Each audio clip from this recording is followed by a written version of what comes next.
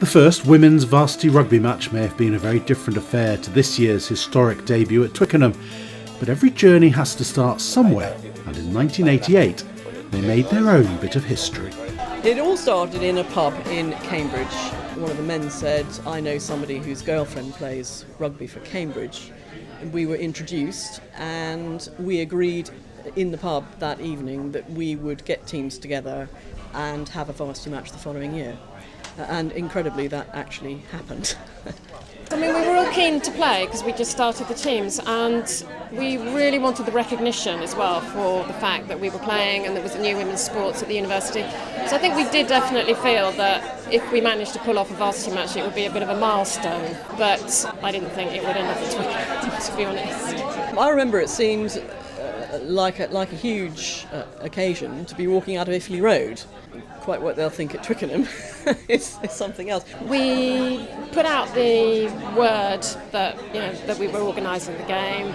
There were programmes, there were posters, there was even a medic who was there in case anyone got hurt, buckets and sponges, all of that stuff. Contact via letters mainly with Oxford because we couldn't really track people down by phone or email or anything, didn't really happen at the time. The game was extraordinary. It was very low scoring, but it was very hard fought. And looking back at some of the photographs, you can see they were crunching tackles. We got the first try in, which was great, so that was a really good start. And then Oxford got their try shortly after that and the conversion, and then they maintained that lead pretty much through the whole thing. We were leading 6-4 virtually all the way through the match, and they scored right at the end, a captain's try, in injury time. We just kept at it really, and I just remember at the end thinking, oh God, I've come all this way, I really don't want to leave having lost. So, one final push and got the ball and made it over the try line, so that was a really fantastic feeling. Everybody gave everything to that match, and it was extraordinary walking off afterwards thinking we've actually played that game. If that was the first step, the women's varsity match has taken a huge stride all the way to Twickenham this December.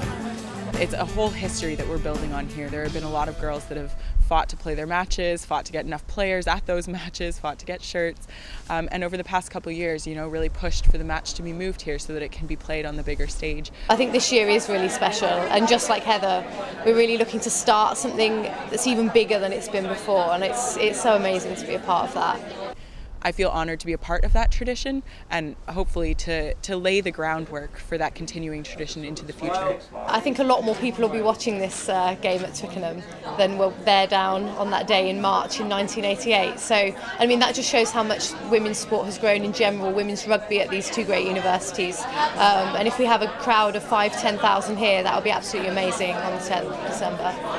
Yeah, I'm really looking forward to it. To be able to see the girls come out and play first is going to be fantastic. It will be 100 times bigger than the emotions that I had when we ran out Iffley Road, I think. Huge excitement and hugely proud of them, and I hope they go out and really enjoy it because it's such a fantastic occasion for them, for women's rugby and for women's sport in general.